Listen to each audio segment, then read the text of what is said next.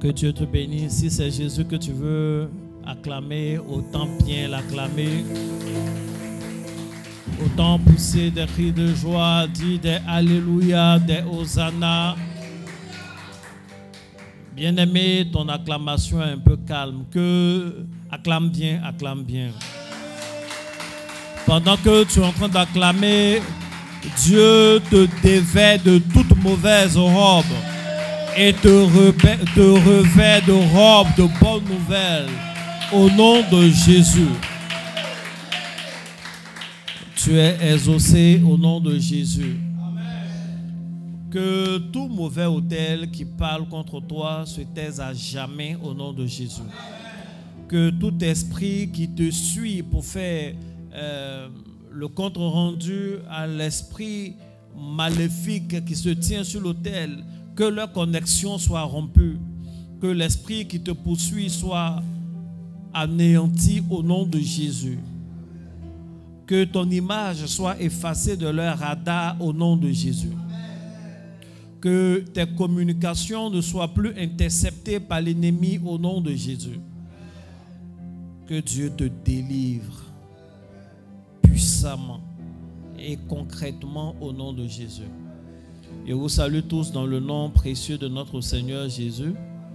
C'est avec beaucoup de joie que je vous retrouve comme chaque jeudi soir dans le rendez-vous des héros. Le rendez-vous des héros, ça fait quelques années que nous le faisons et nous apprenons beaucoup et nous bénéficions beaucoup de la grâce de Dieu. Il y a l'onction, il y a la puissance. Les prières que vous avez faites sont de bonnes prières et elles vont agir.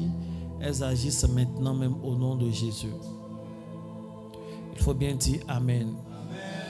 Que tout ce qui est négatif que tu as détruit par la prière soit remplacé par des choses positives au nom de Jésus. Que les choses sataniques détruites soient remplacées par des choses divines, angéliques, au nom de Jésus-Christ de Nazareth. Que Dieu te restaure, qu'il restaure ta famille, qu'il restaure les générations et des générations par toi. Que par toi, le salut rentre dans ta famille. Au nom de Jésus. Amen. Est-ce que quelqu'un peut mettre des cœurs pour me montrer qu'il est là?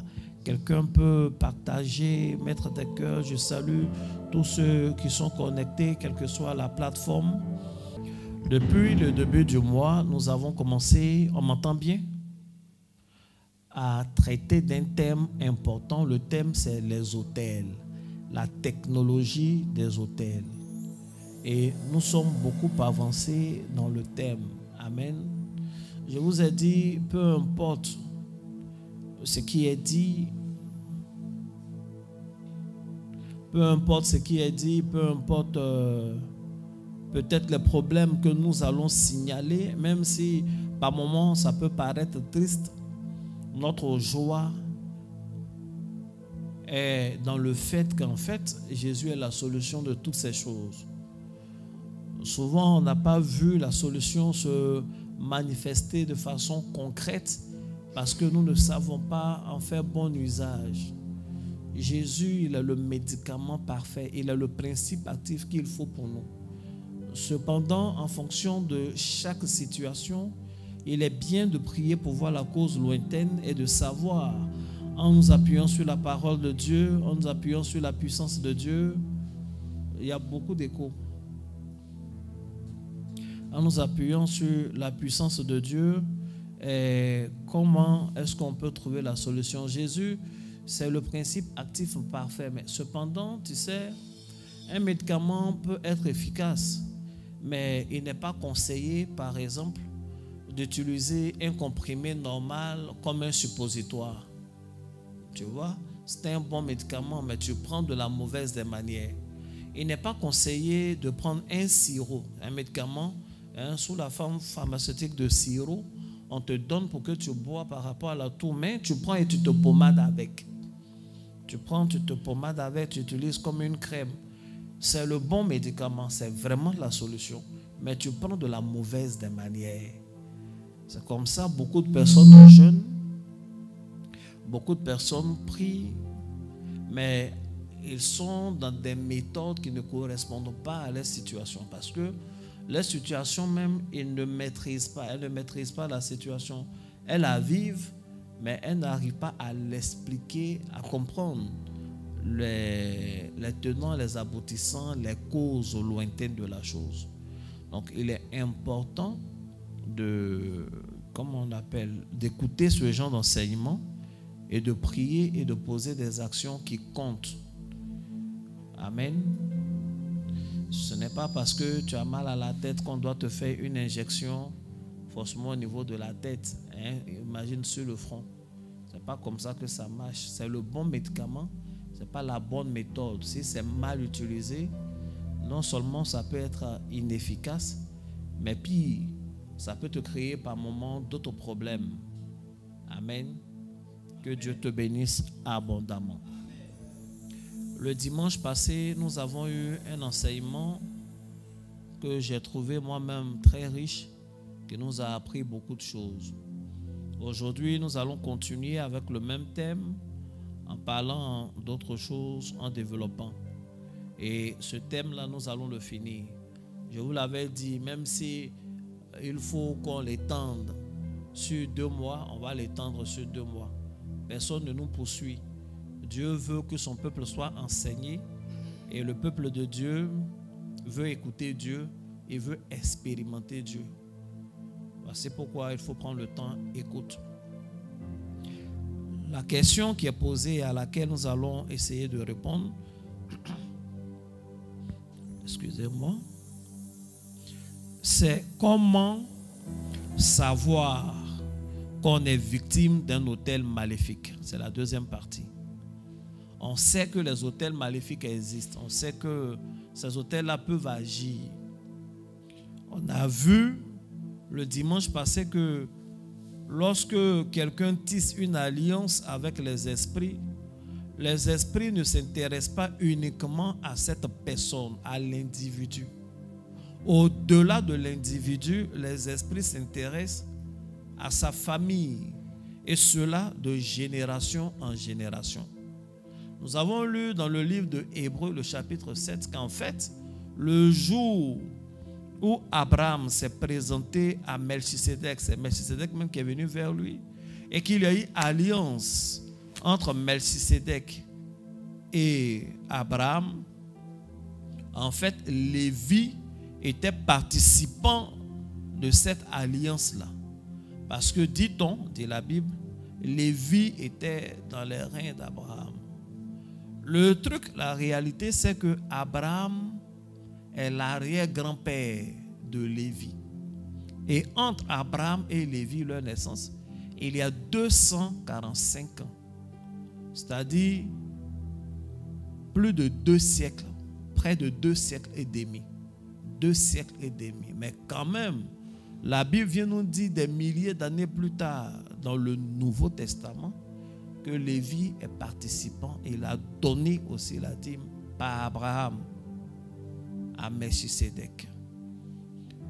200 ans, 2 siècles, c'est énorme. Ça veut dire qu'il y a des alliances souvent qui sont dans notre généalogie, nos ascendants, de plus de 200 ans qui peuvent nous concerner encore. Il y a des prières importantes à faire. Cela veut dire que nous également, nous devons être appelés à la vigilance. Chaque fois que tu t'es retrouvé sur un autel quelconque, tu n'étais pas seul. Il y a dans tes reins ta famille et tes enfants. Tu n'es pas le seul à être engagé. C'est d'ailleurs pourquoi la Bible dit, crois au Seigneur Jésus, tu seras sauvé, toi et ta famille. Parce qu'implicitement, tu introduis ta famille dans les alliances dans lesquelles tu es. Il faut faire attention. Souvent, il y a des gens qui sont allés voir des féticheurs faire des alliances juste pour une femme. À cause d'une petite go, tu es allé chercher des choses, tu as fait des alliances. Mais c'est à cause de la petite là, tu mets toute ta famille en danger. Tu mets tes filles en danger. Et il y en a, leur cœur est tellement incontrôlable. Quand on leur fait du mal, ils se retrouvent quelque part. Oui, et monsieur le féticheur, je veux lancer un sort. D'ailleurs, même, je veux qu'il y ait cette alliance sur nous. Désormais, quand quelqu'un me vole, la personne doit être folle. Mais c'est une alliance. Cette alliance-là t'engage et engage les gens de ta famille. Plus tard, ça crée des choses terribles. Et de toutes les façons, toute alliance, même quand elle paraît bonne, doit être entretenue. Et si elle n'est pas entretenue, il y a un revers. Quand tu donnes le doigt au diable, il veut te manger tout le corps. Et il va te manger tout le corps si ce n'est le Seigneur Jésus qui te délivre. Il faut être prudent, il faut faire attention. Que Dieu te bénisse. Comment savoir qu'on est victime d'un autel maléfique? Il y a deux personnages qui nous permettent de répondre assez aisément à cette question. Nous allons beaucoup plus nous appesantir sur le premier personnage. Ces deux personnages, c'est Gédéon et Jéroboam. Pourquoi est-ce qu'à partir d'eux, on peut savoir comment on est victime d'un autel maléfique? Parce qu'à leur époque, il y avait des problèmes. Et la solution à ces problèmes a consisté pour Dieu de susciter des personnes qui allaient détruire des autels. Ce qui veut dire qu'en vérité, ce sont ces autels-là qui étaient le problème. Quelqu'un dit Amen. Au temps de Jéroboam, Dieu a envoyé un prophète dans 1 Roi 13 pour régler un problème majeur.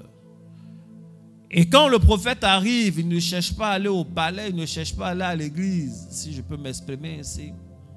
Mais il va à l'endroit où il y a l'autel sur lequel des parfums, des choses étaient offertes, mais plus maintenant au nom de Dieu. Et il parle à l'autel, dit, autel, autel, écoute la parole de l'Éternel.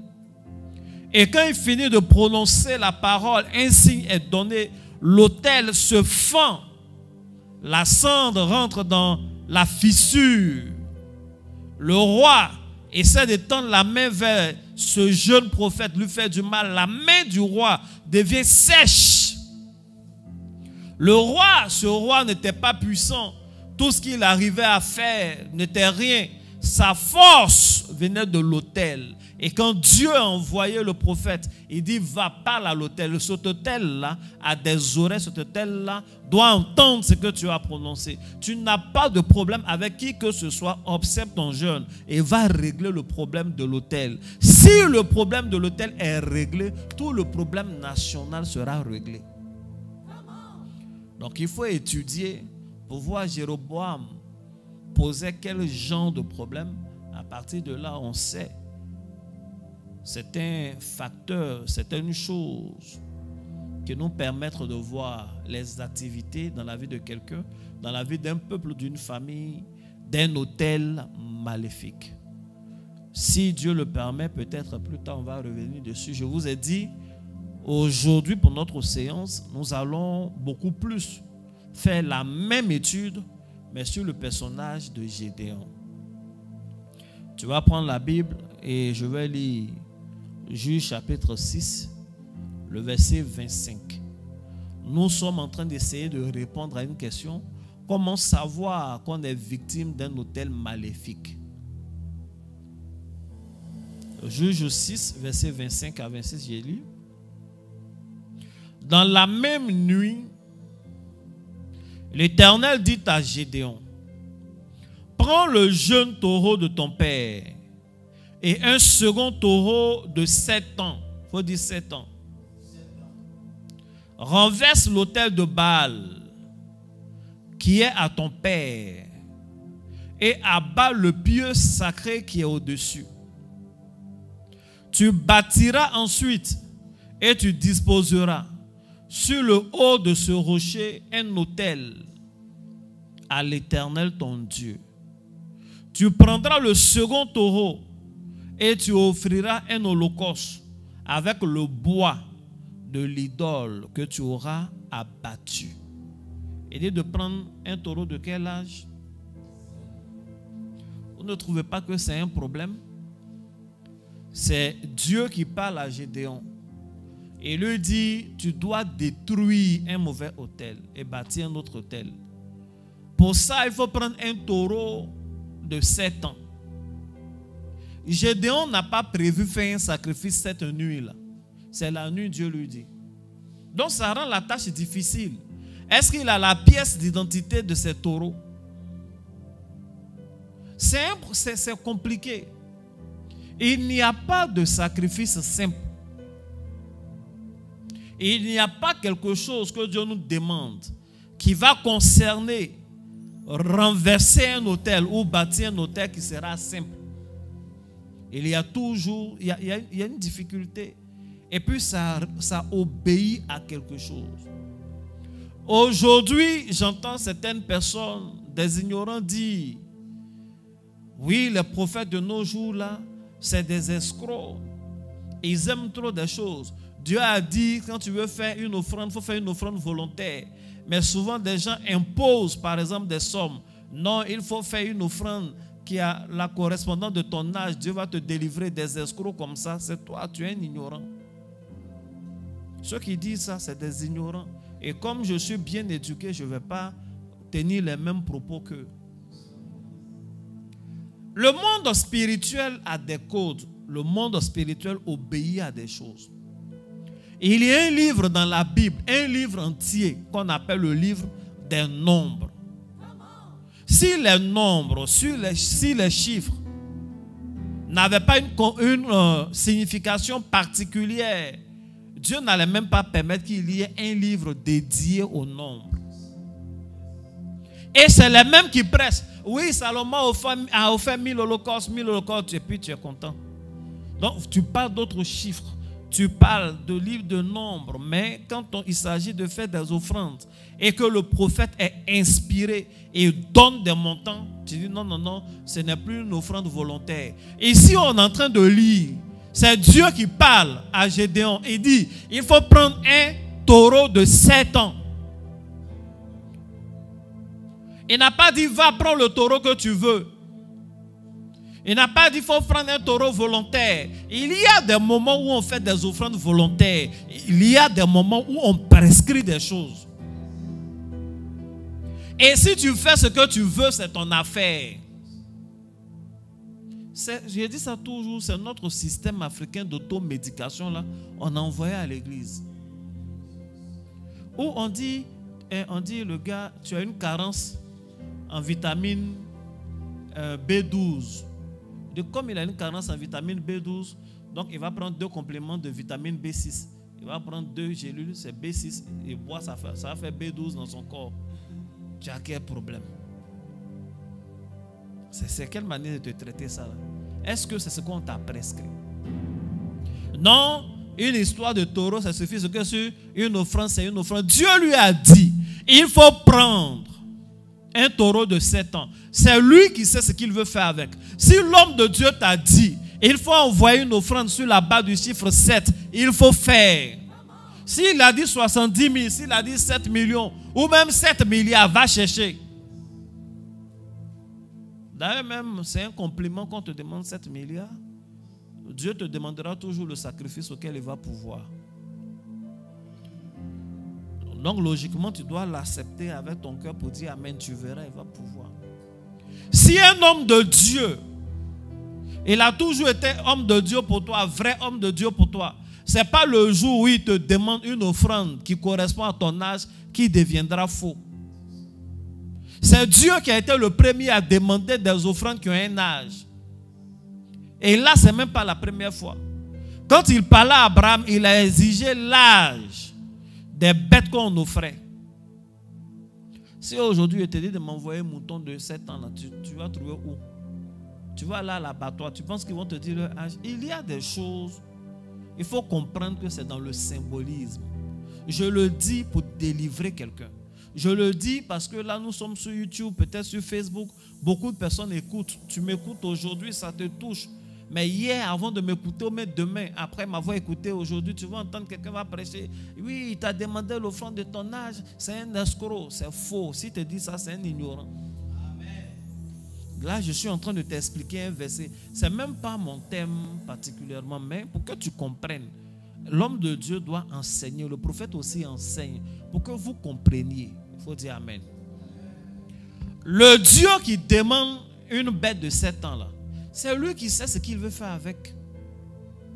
S'il veut élever, s'il veut faire un nouvel extrait de la bête, qu'est-ce qu'il veut faire avec? C'est lui qui sait et il exige. Si tu ne fais pas ce que Dieu attend de toi, tu n'as pas le droit d'attendre beaucoup de choses de Dieu. Dieu fait grâce, tu peux être là comme ça et puis il fait. Mais s'il t'a demandé quelque chose par l'un de ses serviteurs, ou à toi-même directement dans un son, dans une vision, il faut faire ce que Dieu t'a demandé de faire. Parce qu'il en a besoin pour toi-même. Dieu a dit, toutes les bêtes de la terre sont à moi, tout est à moi. Même l'argent qui est dans ta main, là, c'est pour Dieu. Donc, il n'en a pas besoin pour s'enrichir lui-même. Il en a besoin comme instrument pour te faire du bien. Toi-même, là, tu appartiens à Dieu. Ton souffle de vie, tout ce qui est en toi, là, c'est pour Dieu. Donc, qu'est-ce qui n'est pas pour lui? S'il veut te prendre aujourd'hui, il te prend. Les choses les plus précieuses que tu as, si il veut prendre, il te prend. Mais Dieu, il ne braque pas, il te demande. Il veut que par l'acte de foi. Écoutez, si Dieu voulait prendre Isaac, il dort un matin, il dort jusqu'au réveil, Isaac n'est plus. Abraham va dire quoi? C'est Dieu qui a pris, c'est Dieu qui a donné, c'est Dieu qui a pris, c'est fini. Ses amis vont venir, vont dire tout ce que Dieu fait est bon, c'est fini. Tu vas le trouver où pour le menacer? Mais il veut qu'Abraham expérimente Jéhovah Jireh, Yahweh Jireh. C'est pourquoi il a dit toi-même donne. Que Dieu te bénisse. Alors, dans ce passage, et tu vas comprendre dans notre évolution, Dieu parle. Il est en train de donner une solution. Il y a un problème, il donne une solution. Dans la même nuit, l'Éternel dit à Gédéon, prends le jeune taureau de ton père et un second taureau de 7 ans. Tu dois trouver ça. Renverse l'autel de Baal qui est à ton père et abat le pieu sacré qui est dessus. Tu bâtiras ensuite et tu disposeras sur le haut de ce rocher un autel à l'Éternel ton Dieu. Tu prendras le second taureau et tu offriras un holocauste avec le bois de l'idole que tu auras abattu. Donc il lui dit, voici la solution. Gédéon, tu es un héros, tu es un vaillant guerrier. Je t'ai appelé parce qu'il y a un problème, mais tu es la solution du problème. Voici comment tu dois faire. Ce problème ne se résout pas d'abord par une guerre des épées. Ce problème ne se résout pas par de longues heures d'intercession. Ce problème ne se résout pas par des privations particulières. C'est vrai, tu veux bâtir déjà un hôtel. Mais cette nuit-là, je te donne la solution. Ce n'est pas une histoire de famille, c'est une histoire de solution. Il y a un problème sérieux. Il faut d'abord que tu renverses un mauvais hôtel. Si tu renverses le mauvais hôtel, c'est alors qu'il aura la solution. Notre question, c'est comment savoir qu'on est sous l'influence, qu'on est victime d'un mauvais hôtel. Nous pourrons le savoir en étudiant le problème qui se résout par la destruction d'un hôtel. En étudiant le problème qui se résout par la destruction d'un hôtel. Amen. Tiens-toi debout, s'il te plaît. Il faut dire, Seigneur, renverse tout mauvais hôtel dans ma vie, dans ma famille, dans ma région, au nom de Jésus. Dis Amen 3 fois. Dis Amen une fois encore. Assois-toi royalement. Quel est le problème? Le problème se trouve dans le même chapitre. Je vais vous lire. Juge chapitre 6. Je lis à partir du verset 1. les enfants d'Israël firent ce qui déplaît à l'Éternel.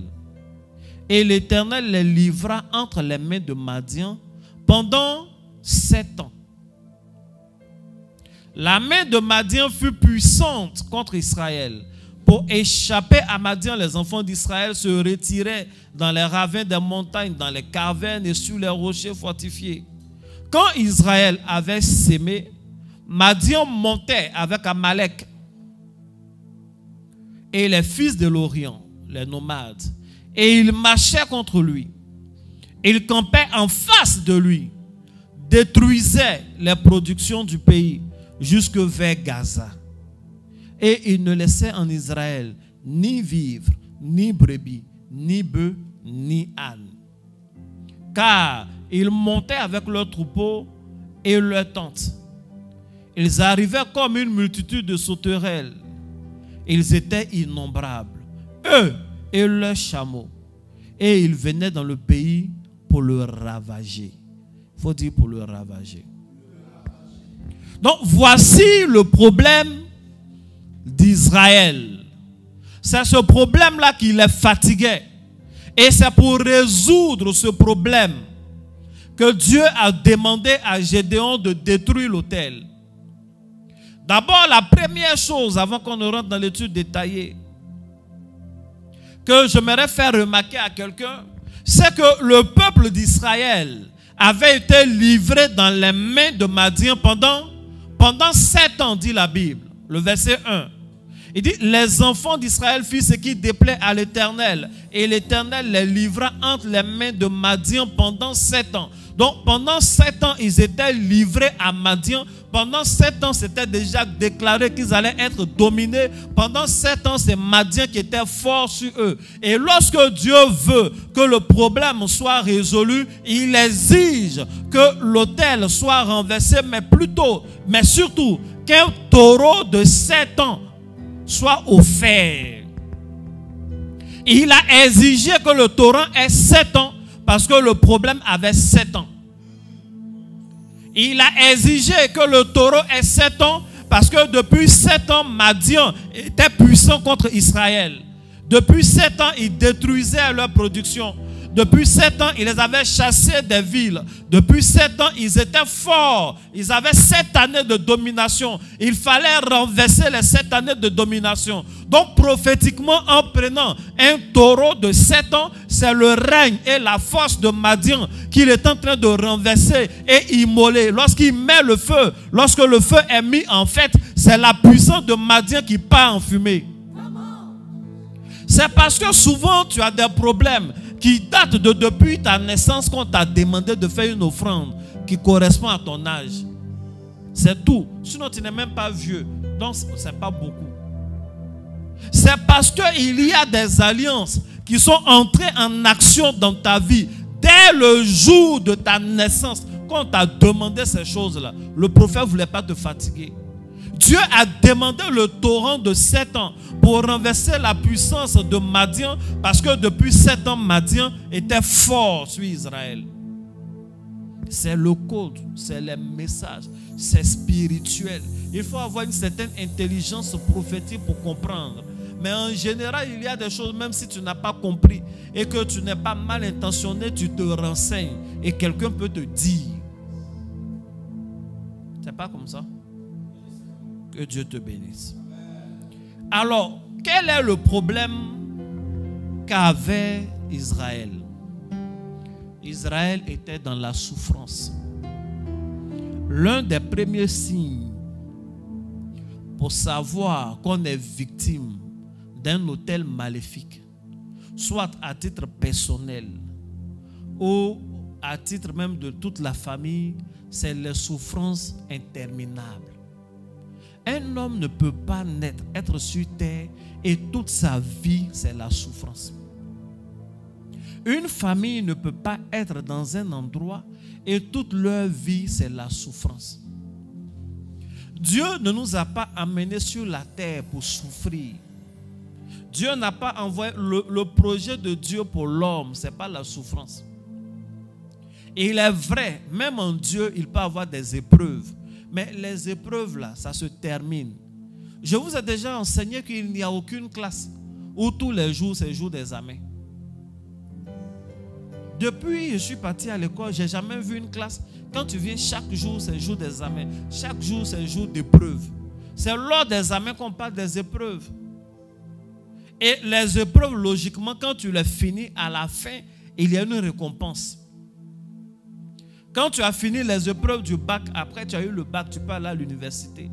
Quand tu réussis à des épreuves, il y a une récompense, il y a une nouvelle étape à laquelle tu dois accéder. Mais quand c'est des souffrances liées aux autels, tu souffres pour rien. Tu es là, tu souffres. La souffrance continue. Et souvent, elle change juste d'intensité. Mais il n'y a jamais un moment où tu peux dire, j'ai connu une saison où ça allait. Et la Bible dit, c'est pendant 7 ans. Le chiffre 7, c'est le chiffre de la perfection. C'est pendant 7 jours que Dieu a créé la terre. Donc ça veut dire que c'est continu. Pendant 6 jours, 7e jour, c'est reposé. C'est de façon continue. C'est la souffrance parfaite. Il y a des familles où tout le monde souffre. Tu t'es retiré un peu de la famille. Mais chaque fois que tu apprends l'une des nouvelles de l'un de tes frères, un cousin, en fait, c'est difficile d'apprendre de bonnes nouvelles. C'est toujours, il y a toujours un blocage, il y a toujours un échec. Lui-même, on croyait que ça allait un peu chez lui, il y a un problème. En fait, la famille, la souffre. Tu penses à ton grand-père, tu penses à ton père, tu regardes tes oncles, et puis tu te regardes, tu te rends compte que, en fait, la famille n'est pas en train d'avancer. Il n'y a pas quelqu'un qui est véritablement en train de réussir, comme on peut appeler la réussite. Souvent, quand tu vas même au village, tu vois autour de toi les autres, ça se développe un peu, mais vous êtes au même niveau. C'est le même nombre de chambres dans lesquelles tu as grandi, c'est ça qui est là. Ou alors ils essaient de faire de petites choses à côté, c'est la même maison. En terre battue, là, ils ont juste crépi maintenant. La famille, là, n'évolue pas. Il y a des gens qui souffrent. Il y a des gens, le quartier dans lequel tu as grandi, il était là, il faisait un petit métier. Il était cordonnier. Toujours ces 2 ou 3 chaussures qui sont là qu'il fait. Tu as fait des études, tu es allé loin, tu as voyagé. Tu tournes jusqu'en 10 ans après, 15 ans après, quand tu viens, il est là. Il est cordonnier. C'est les mêmes 2 chaussures, 3 chaussures qui sont là. Sa vie n'a pas évolué. La seule chose qui a avancé sur lui, c'est le nombre de cheveux blancs.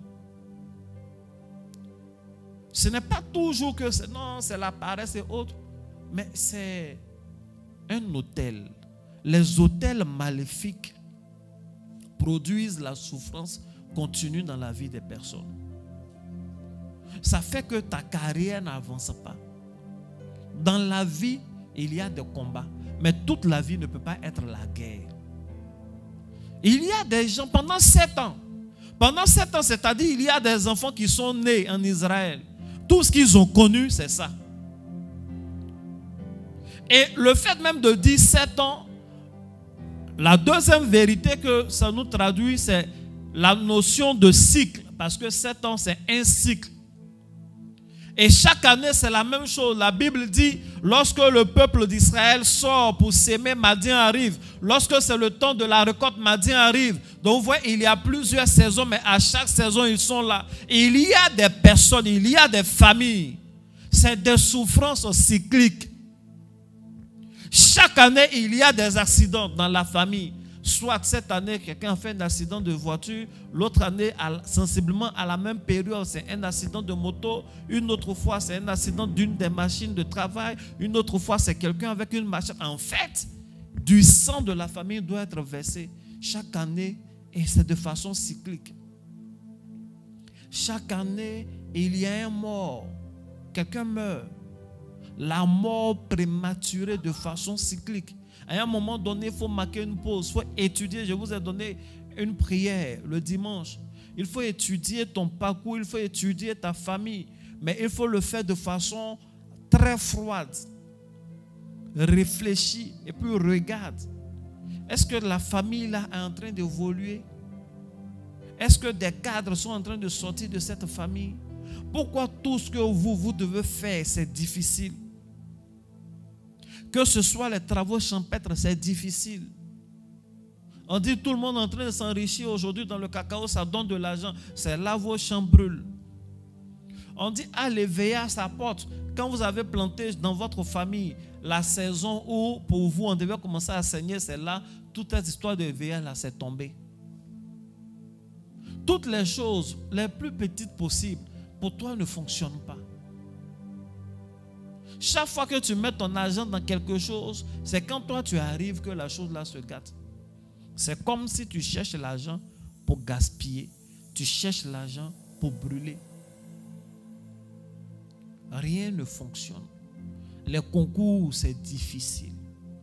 L'école, c'est difficile. Les enfants n'arrivent pas à avoir de bons résultats.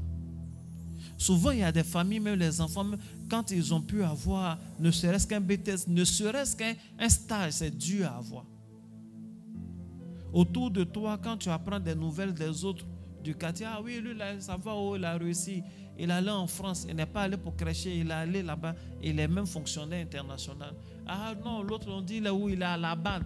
Ah, on n'a pas pris la fille là, elle s'est mariée. En fait, il y a toujours des bonnes nouvelles qui concernent les autres familles, qui concernent les enfants des autres. Comme ton cœur est bon, tu es obligé d'aller t'asseoir à leur cérémonie, mais souvent tu as un pincement de cœur. Ce sont tes enfants là qui sont les filles d'honneur, aux dames de compagnie, elles là.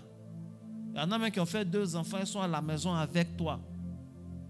Souvent tu te poses des questions, mais comment moi j'ai éduqué mes enfants? Oui, il y a ta responsabilité, mais il y a une puissance qui transcende ta responsabilité, c'est la puissance de l'autel. L'un des signes, il y a dit 2 signes d'un coup, c'est la souffrance interminable. Et c'est surtout cette souffrance qui est en cycle. Les blocages qui sont répétés. Partout où tu passes, il y a des situations. Il faut dire Amen. C'est l'un des signes. Tu as changé d'endroit. Tu as changé d'activité. Mais c'est les mêmes problèmes. Tu as changé de concours. Mais c'est les mêmes problèmes. Tu as changé de filière, mais c'est les mêmes problèmes. Tu as changé de fonction, mais c'est les mêmes problèmes. Tu as changé de femme, c'est les mêmes problèmes. Tu as changé de mari, c'est les mêmes problèmes. Tu as changé de cercle d'amis parce que tu pensais que c'est eux qui te portaient poisse. Les mêmes problèmes sont là. Ça veut dire que tu as un problème qui vient d'ailleurs. Tu as un problème de Madianite. Il y a un autel qui attire les Madianites. Dans leur cas, Israël a été livré pendant 7 ans. Tu as été livré pendant combien d'années? 7 ans, ça veut dire tout un cycle de vie. 7 ans, ça peut vouloir dire 7 générations. Et c'est les souffrances. Souvent, c'est des maladies qui reviennent.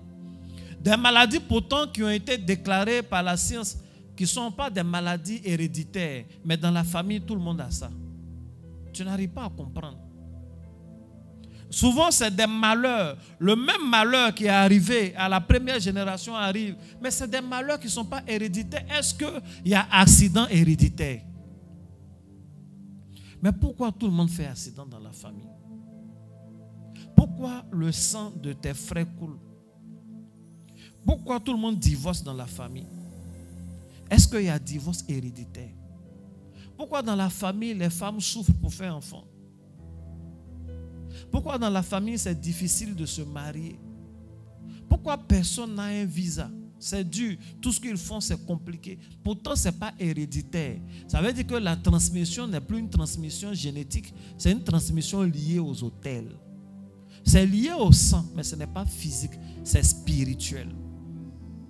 Et tant que l'autel subsiste, et que sa technologie est fonctionnelle, ça sera difficile.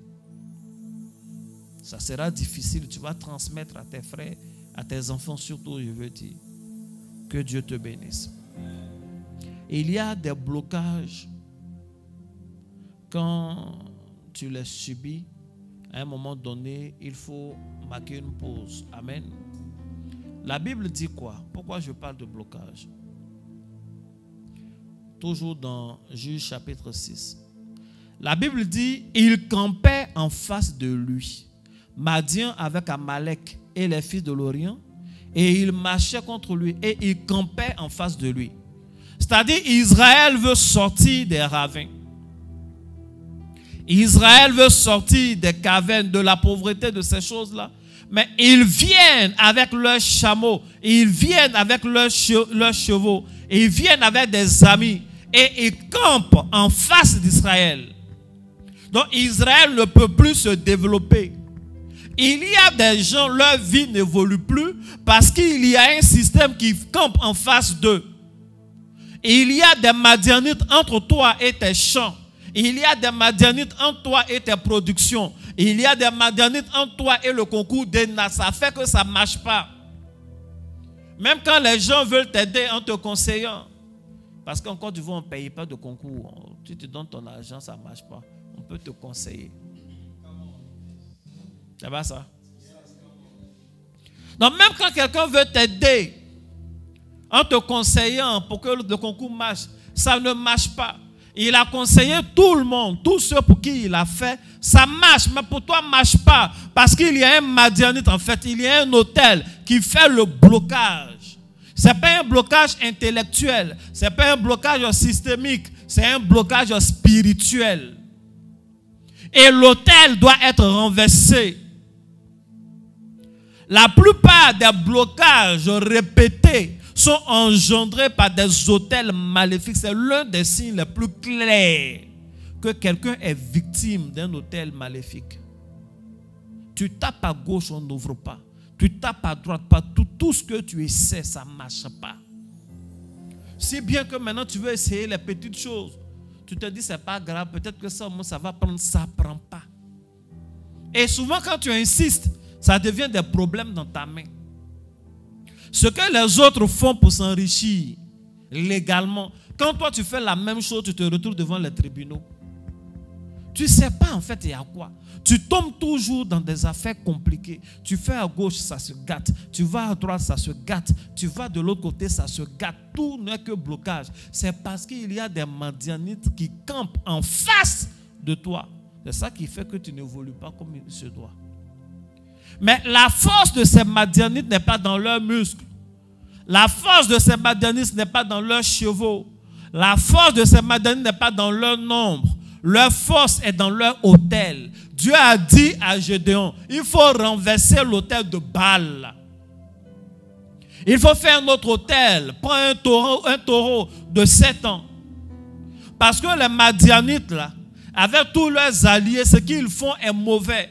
J'ai entendu le cri de mon peuple, voici la solution. Vous voyez les Madianites, vous voyez le blocage. Mais en réalité, ce qui alimente ces blocages-là, c'est l'autel qui est là. Va, cette nuit même renverse. Et nous connaissons la suite de l'histoire. Combien de victoires éclatantes Dieu a donné à Gédéon, qui combattait avec une armée mais réduite. Réduite. Quelqu'un n'a pas dit Amen. Est-ce que quelqu'un est en train d'apprendre quelque chose? Le blocage est répété. Il y a des gens, ils s'entraînent. C'est le jour où on dit que quelqu'un va venir voir. Comment on appelle les enfants qui s'entraînent? C'est là que son pied se casse. Combien d'histoires nous n'avons pas entendu des personnes qui avaient l'opportunité de signer un contrat dans le sport? Et c'est là où presque toutes les clauses ont été discutées. Ils se sont blessés. Souvent, c'est là qu'on découvre une maladie bizarre. On dit non, les poumons là, en fait, il a joué toute sa vie. Il a déjà fait des examens pour des choses qui n'en valaient même pas la peine. Quand tu voulais faire concours de police, tu allais faire examen, on dit tu es en bonne santé. Maintenant que, et puis le concours n'a même pas marché. Maintenant que tu as enfin une opportunité de voyager, d'aller à l'étranger, jouer dans un bon club. Quand on fait les examens, on dit tes poumons sont gâtés même. Il y a eu 3 mois entre le concours de police et l'opportunité. À quel moment tes poumons sont gâtés? À quel moment tu as cette maladie-là dans ton sang? On dit tu ne peux pas, c'est fini comme ça. C'est fini. Il y en a qui ont perdu des opportunités à cause des problèmes administratifs. C'est-à-dire, il dépose son passeport, il veut faire parce que l'occasion est là. Le passeport, en 3 jours, tu as ton passeport. Lui, en 3 jours, non seulement il n'a pas son passeport, mais on ne voit même pas ses documents. Il est obligé de tourner à gauche. En fait, il y a toujours un problème. Et à la fin, on dit tu es hors délai. Tu as perdu l'opportunité. Il y a un hôtel qui doit être renversé. Il y a un hôtel qui doit être renversé. Il y a un hôtel qui doit être renversé. Il y en a qui sont à leur 3e relation sérieuse, où elles ont présenté le monsieur à la famille. C'est quand tu présentes le monsieur à la famille même que le monsieur ne veut plus. Mais oui, tu l'as présenté à la famille. Mais tu ne peux pas te marier sans ta famille. Tu ne peux pas te marier sans la bénédiction des parents. Mais en fait, quand tu présentes à ta famille, non seulement les yeux de ta famille le voient, mais leur sang le voit. Et dans leur sang, il y a un message. Je vous ai lu Apocalypse. Il y a un ange qui se tient sur l'autel et il y a un autre qui a la fossile. Et c'est celui qui se tient sur l'autel qui donne des ordres à celui qui a la fossile. Il me dit non, non, non, c'est le temps de la production, tu ne peux pas laisser. Lance la fossile. Et puis la fossile détruit les champs. Donc tu te demandes de te présenter ton sang. Mais celle-là veut se marier, pourquoi? Ses grands-parents n'ont-ils pas dit que si dans leur lignée des gens font des enfants et que ce sont des filles, ce sont nos femmes? Depuis quand une femme se marie 2 fois spirituellement? Non. Et ils gâtent le mariage. Et tu es en train de dire les garçons sont mauvais. Mais tous les samedis, il y a mariage. Tous les jeudis, il y a mariage. Pourquoi c'est toi qui tombes sur les mauvais? Et puis quand ils sont mauvais avec toi, dès que vous vous laissez, tu apprends qu'ils se sont mariés. Il se met à genoux même pour demander la nouvelle femme là en mariage. Il met un genou à terre, ce qu'il n'a pas fait pour toi. Il lui donne comment on appelle, une bague de fiançailles. Pourquoi pour toi est comme ça? Il y a un hôtel qui doit être détruit. Le 3e signe, en dehors des longues souffrances et des cycles de malheur répétés, les blocages répétés, la Bible dit, le peuple d'Israël, sous l'effet des Madianites, était contraint de vivre dans des ravins. Est-ce que tu vois ravins? C'est-à-dire, ils ne peuvent pas vivre dans leur campement dans les champs. Ils ne peuvent pas vivre dans leur maison dans la ville. Ils sont entre ville et champ et ils vivent dans des ravins, dans les couloirs des montagnes. Ils ont peur, ils vivaient comme des rats, dans une promiscuité incroyable. Imaginez l'hygiène, imaginez la peur, imaginez les risques de serpents, de morsures, de bêtes dangereuses. Imaginez, c'est une vie de pauvreté. Ça ressemblera peut-être à ce que j'ai déjà dit parce que la pauvreté fait souffrir. L'un des signes qui montre qu'une famille est sous l'égide, est victime donc d'un hôtel maléfique, c'est la pauvreté. La pauvreté. Est-ce que vous savez qu'il y a la pauvreté? Non. Être traditionnel et puis être pauvre, c'est 2 choses différentes. Hein? Ah non, chez nous ici on est traditionnel. Non, on peut être traditionnel et puis on sent que vous vivez à votre aise. Il y a la pauvreté. Il y a des familles où les gens ne peuvent pas manger à leur faim. Pourtant, il y a des membres dans cette famille, ils se battent, ils essaient de faire pour qu'il y ait au moins l'argent de la popote, mais ça ne va pas. Il y a la pauvreté. Il y a des familles où des gens vivent à plusieurs, dans un simple petit studio. Ce n'est pas grave, ils y sont. Le temps que ça aille, le problème, ça ne va pas. Ça ne va jamais. Il y a des familles, le haut cadre de la famille est un instituteur. J'ai beaucoup de respect pour les instituteurs. Mais je pense que leur salaire n'est pas beaucoup, qu'ils méritent mieux et qu'ils méritent des primes. Donc imagine quand tu es le haut cadre et que tu es instituteur et que c'est toi, sur toi, et que toute la famille doit compter, mais tu n'es pas riche aussi. Parce qu'on a beau avoir un cœur dur, il y a des choses, vraiment on est obligé de faire quelque chose. Quand le vieux est malade, c'est toi. Quand la vieille a froid, c'est toi. Quand un des petits a mal aux pieds, c'est toi. En fait, c'est toi qui dois tout faire. Donc ton salaire à la fin du mois, c'est son corps qui vient. Sinon, avant même le virement, son esprit est parti. C'est fini. et à la pauvreté. Ils vivent dans des cavernes. Ils vivent dans des situations difficiles. Jusqu'à aujourd'hui, peut-être ce que je vais vous dire, il y en a qui vont penser que j'exagère. Il y a des familles dans des villages. Je parle beaucoup des villages parce que j'ai fait beaucoup de missions dans les villages. Il y a des familles dans des villages, dans le quartier là. Tout le monde a un compteur électrique. Et heureusement, le gouvernement a électrifié le village. Chez eux là, il n'y a pas d'électricité. Chez eux, ils n'ont pas un compteur, ils n'ont pas d'électricité. Ils utilisent encore des lampes. Parce que payer peut-être les 50 000 pour avoir le compteur à 4. Je pense qu'il y a une promotion qui fait que les gens ne payent pas tout d'un coup. Mais ils n'en ont pas, ils n'ont pas. Et souvent, la pauvreté a tellement frappé certaines familles qu'ils ne pensent plus projet, ils pensent survivre. Non, ils ne se renseignent même pas. Pour avoir l'électricité, ça coûte combien? Ils ne se renseignent pas. L'électricité qui est l'une des bases, non, ne me faites même pas parler de l'eau courante. Pourquoi ta famille est comme ça? Il y a un hôtel maléfique. Les hôtels aiment appauvrir. Écoutez, les Madianites ne prenaient pas systématiquement la ville. Mais pourquoi ils obligent les gens là à vivre dans les cavernes? Parce qu'ils aiment les voir souffrir comme ça. Parce qu'ils aiment les voir vivre dans les bas quartiers. Je prie et je déclare que tout voile, que tout hôtel de pauvreté, que toute humiliation que la pauvreté t'a imposée, a imposé à ta famille, dès maintenant que je parle, que cela est détruit au nom de Jésus. Je refuse à partir de maintenant que la pauvreté impose ses lois dans ta vie, que la pauvreté impose ses lois dans ta famille. Au nom de Jésus, que toute limitation due à la pauvreté dès maintenant soit anéantie au nom de Jésus. La pauvreté fait mal, ça humilie, ça humilie, ça humilie. Ça humilie, ça humilie.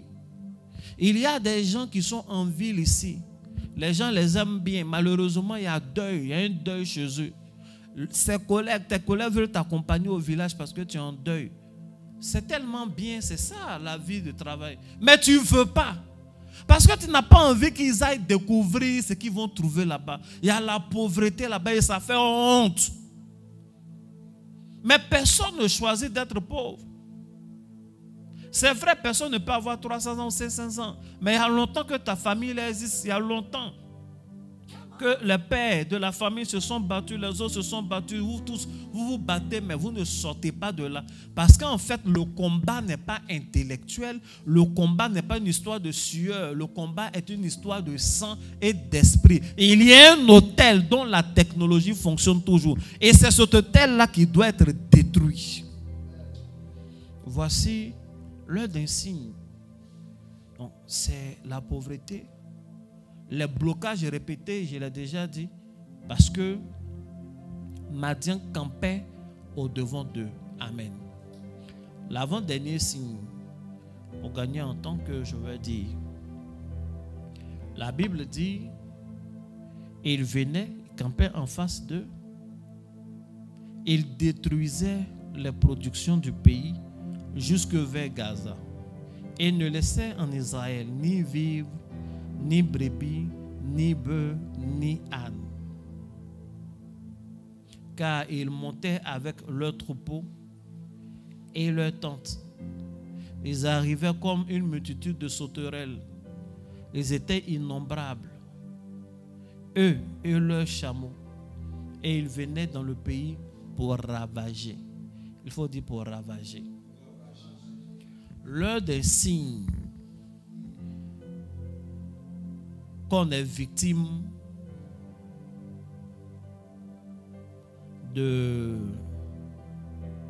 d'un hôtel maléfique, c'est la destruction des productions. Ça se manifeste de deux façons. Tout ce que tu obtiens, la chose finit par être détruite. Amen. La chose finit par être détruite. Donc les fruits là ne restent pas. Amen. Regarde-moi. Dis Amen. C'est de ça qu'il est question. Les fruits là ne restent pas. Les choses là, la production est détruite. Mais en fait, la production est détruite comme dans le cas d'Israël. Les Madianites les laissent planter, s'aimer et autres. Et quand le temps de la récolte arrive, où le peuple d'Israël espère enfin jouir de son travail, c'est là qu'ils viennent. Et ils viennent pour faire quoi? Ils viennent pour récolter à leur place ce qu'ils peuvent récolter. Mais ils ne laissent rien. La Bible dit, ils viennent pour ravager, pour piller. Et ils viennent avec quoi? Ils viennent avec les chameaux. Les chameaux, leur rôle, c'est de prendre ce qui revient à Israël, ce qui devrait être dans les greniers d'Israël, leur compte bancaire. Ils prennent sur les chameaux. Ils ont des chevaux, c'est pour être mobile. Mais ils ont aussi des troupeaux. Donc par derrière, les troupeaux vont brouter même les quelques verdures qui étaient restées. Est-ce que vous voyez un peu? Et ils étaient aussi nombreux que les sauterelles. Donc ils viennent là, ils ont des chameaux. Ce que Israël a déjà récolté, ils vont prendre. Ils vont mettre sur les chameaux parce que les chameaux chargent beaucoup. Ils ont des ânes et autres. C'est que et des chevaux. Ce qui est en production là, ils vont récolter. Et puis ils ont des troupeaux de bœufs, des troupeaux d'autres choses, qui vont manger même le reste. C'est ce qui est à terre là. Ils vont manger, ils vont tout ravager. Et ils sont nombreux. Comme les Madianites, à eux seuls, ils estimaient qu'ils ne faisaient pas autant de ravages. Ils ont appelé les Amalécites, ils ont appelé les nomades d'Orient. Les nomades là, c'est eux qui ont des troupeaux. Ils leur disent, ils sont comme les peuples d'aujourd'hui, ils leur disent, venez, il y a un coin là, votre troupeau peut trouver à manger. On dit, on est dans le désert, venez, venez. Donc eux, ils ont les troupeaux, ils sont pas derrière. Quand les Madianites, avec leurs chevaux, chassent les gens des champs, les gars là fuient, ils sont dans les ravins. Vous voyez comment ça fait pitié? Ils récoltent ce qu'ils peuvent récolter. Ce qu'Israël avait déjà récolté et entreposé, ils prennent, ils mettent sur leurs chameaux. Et puis il y a un peu de reste, on ne sait jamais. Peut-être s'il pleut, ça va repousser, non? C'est là on fait venir maintenant les troupeaux. Les troupeaux là viennent manger. Ils sont nombreux, ils mangent tout jusqu'à la racine. Et Israël doit recommencer le cycle prochain. L'un des signes qu'on est victime d'un autel maléfique, c'est ce que je viens de décrire. C'est des échecs alors qu'on est à 2 pas d'atteindre le but. Des échecs qui interviennent à un moment où tu vois la récompense du bout des doigts. Tu vois, le miracle est là, la chose est presque là. C'est des histoires où tu peux tomber enceinte. Ce n'est pas tomber enceinte là qui est le problème. Mais il aura toujours fausse couche. Et souvent ça va jusqu'à 6 mois. 6 mois, tu perds, c'est dramatique. Tu passes un concours, tu n'échoues jamais. Au premier niveau, le premier niveau peut marcher, le deuxième tour, après on te dit, bon, il y a oral, c'est un peu, comment on appelle, c'est rien, ça va marcher. C'est là-bas, toi, tu échoues. Tu ne comprends pas, en fait, il y a quoi. Toutes les affaires que tu fais, c'est quand tu es presque, ça n'échoue jamais au départ. Il y a quelques années, je vous ai prêché un message, je pense qu'il y a 3 ou 4 ans, un message sur le lion de Timna, où la Bible dit Samson partait chercher sa fiancée. Quand il est arrivé à Timna, il était presque arrivé, c'est là un lion est sorti. C'est comme ça les autels maléfiques là agissent. Tu étais avec le gars un peu gars et go, on vous a dit c'est pas bon, mais comme tu es têtu, tu es resté dedans, mais quand même ça a donné quelque chose. C'est là où il a commencé à parler sérieusement de dot, il a commencé à parler de mariage, de faire une vraie vie. C'est là que tout commence à se gâter. C'est là que tous les problèmes surgissent. Tu ne sais pas ça vient d'où. Il y a un autel maléfique qui ne veut pas que tu manges les fruits de ton effort. Tu fais un business, c'est toujours, réfléchis un peu, tu n'as pas remarqué, c'est toujours à la dernière minute que tout capote. Il y en a même là, c'est toujours à la dernière minute qu'il y a une décision, même nationale, contre leur affaire. C'est-à-dire, à ton tour, là, tout a changé. Les autres ont fait. Quand toi tu fais, c'est toujours compliqué. Tu veux faire une documentation, ça marche un peu, ça va un peu, ça va un peu. Mais dès que quand tu as presque atteint le but, c'est là que tout se gâte. Il y a un hôtel maléfique que tu dois traiter sérieusement cette saison-là. On dirait qu'il y a quelqu'un qui n'est pas en colère, une sainte colère comme moi.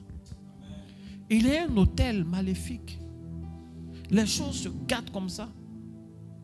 Souvent même là, c'est quand toutes les conditions sont réunies, c'est la dernière condition, elle seule, qui gâte tout. La Bible dit qu'ils viennent et ils ravagent la production. Quand le champ est en production, c'est là qu'ils viennent ravager. On a lu dans l'Apocalypse, l'ange a dit lance la faucille pour détruire le champ, parce que la production est arrivée. On peut être méchant comme ça. Quand même.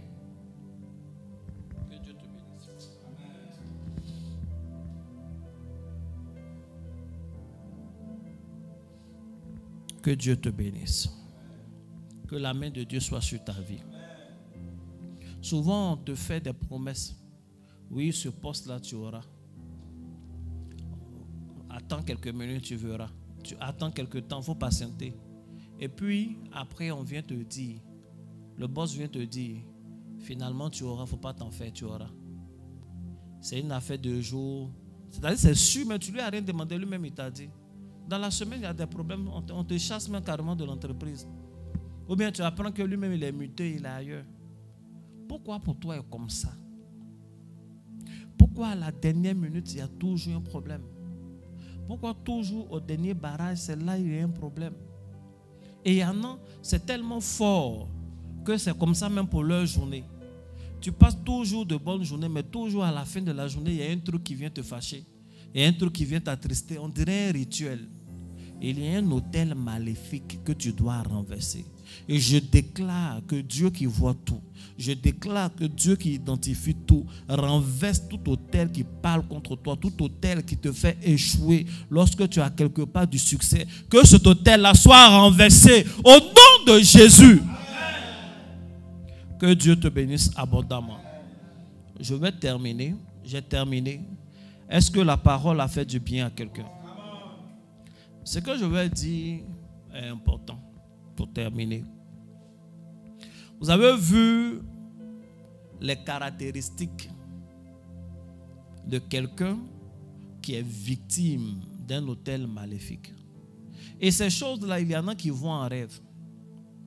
Il y a des gens qui font des rêves où c'est des couches de nuit, quelqu'un soit avec toi. Les histoires de femmes et de maris de nuit sont très souvent liées à des hôtels.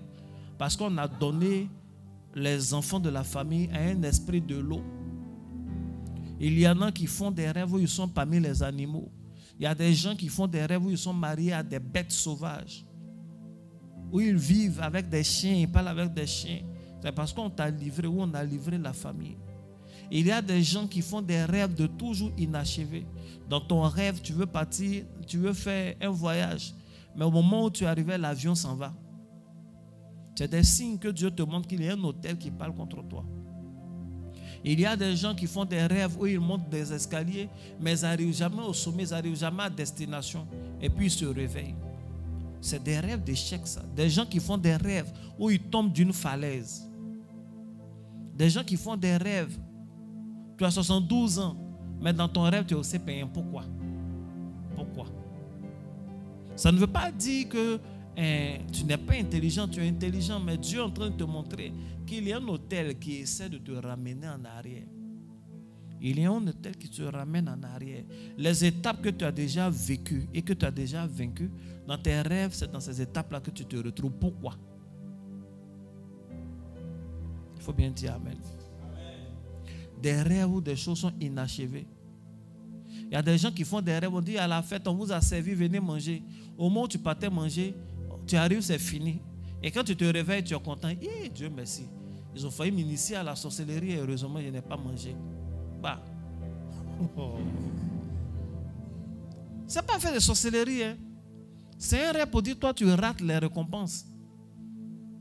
Tous les rêves où on mange en rêve, là, ne sont pas forcément sataniques. Souvent, c'est le symbole d'une récompense, sauf que tu n'as pas. Que Dieu te bénisse et que Dieu te délivre. Maintenant, l'un des derniers signes. Vous voyez, je parle de Madian. Madian est méchant, non? Madian se comporte comme un démon. C'est même un démon. C'est pas bon. Madian détruit les champs d'Israël. Madian envoie des Amalécites. Madian fait ceci, Madian fait cela. C'est la guerre après entre Madian et Israël. Vous savez qui est Madian? Madian, c'est le fils d'Abraham. C'est l'enfant qu'Abraham a fait avec une femme qui a un bon nom, Ketura. Leur enfant s'appelle Madian. Et il va se développer, il va faire un peuple. Madian, c'est l'un des habitants de Madian qui est Jéthro. Lorsque Moïse est sorti de l'Égypte, il a été recueilli par Madian. Madian lui a donné une femme madianite, Séphora. Donc, c'est des gens qui doivent s'entendre. En fait, c'est la famille. C'est un fils d'Abraham, les Madianites. Les Israélites sont les fils d'Abraham, donc c'est des frères. Mais c'est des frères qui se retrouvent en train de se faire la guerre comme ça. En fait, c'est leurs propres frères qui appellent des gens avec qui ils n'ont pas vraiment de grands liens, qui appellent les gens d'Orient, qui appellent des Amalécites. Allons dans les champs de mes frères, je connais où est son champ. Je sais comment on peut détruire, je sais à quel rythme ils sortent. Ils sont rien, allons, on va les pousser dans les cavernes. Je sais comment les maintenir dans la pauvreté. Je sais comment ravager leur ville. C'est leur propre frère, Madian, dont on parle là. Il sait comment faire le blocage, il sait comment gâter tout. Et après, ça va finir à la guerre.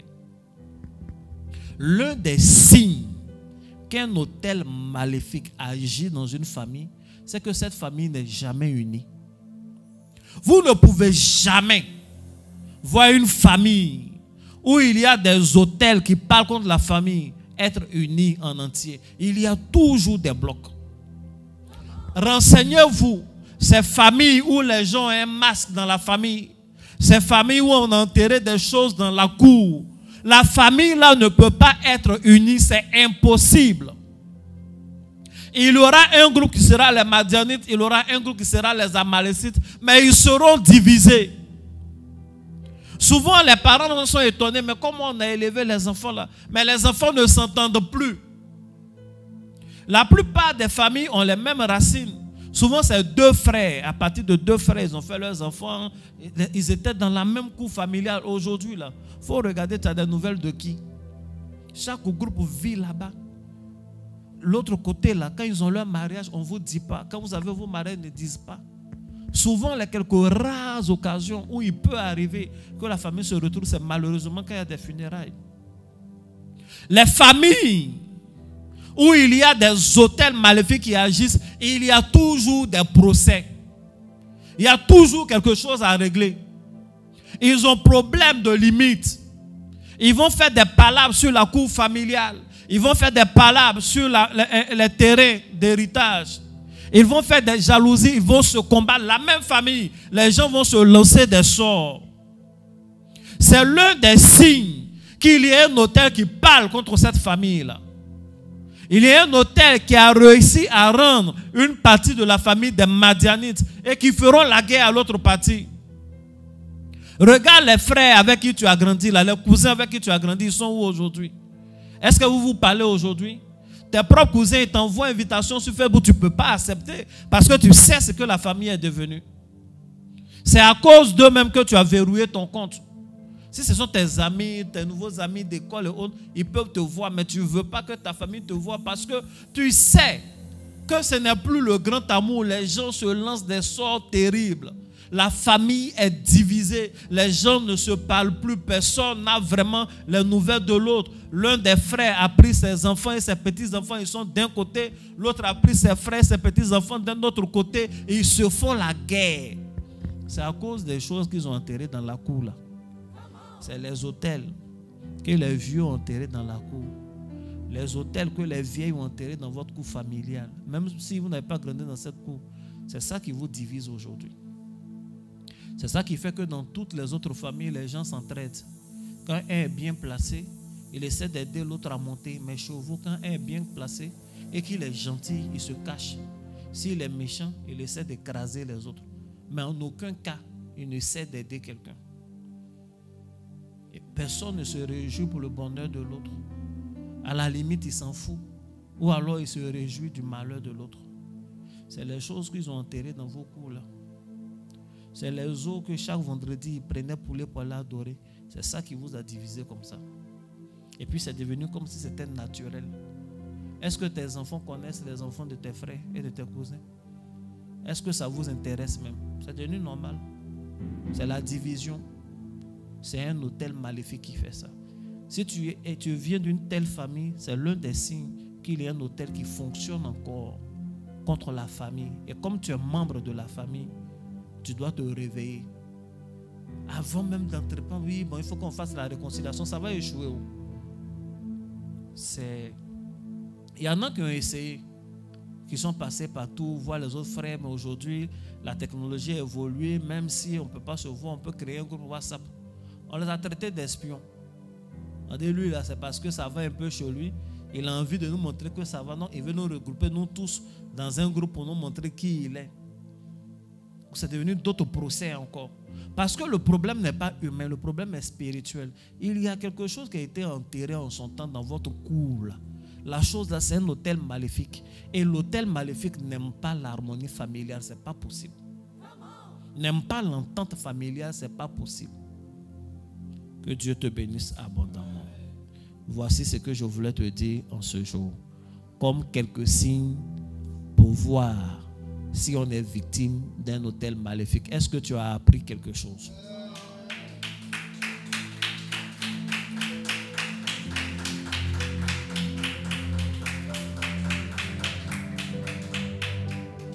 Voici ce que nous allons faire.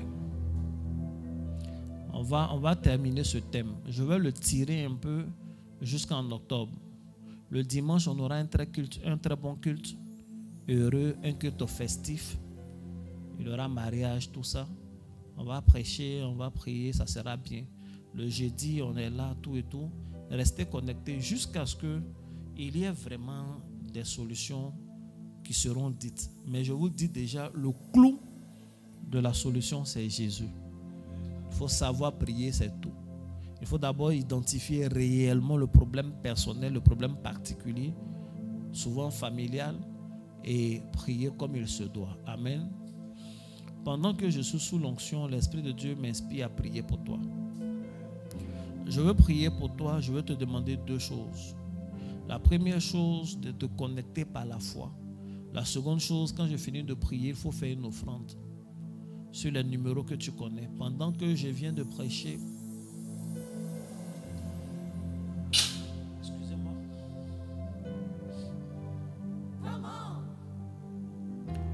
Pendant que je viens de prêcher, l'onction est là.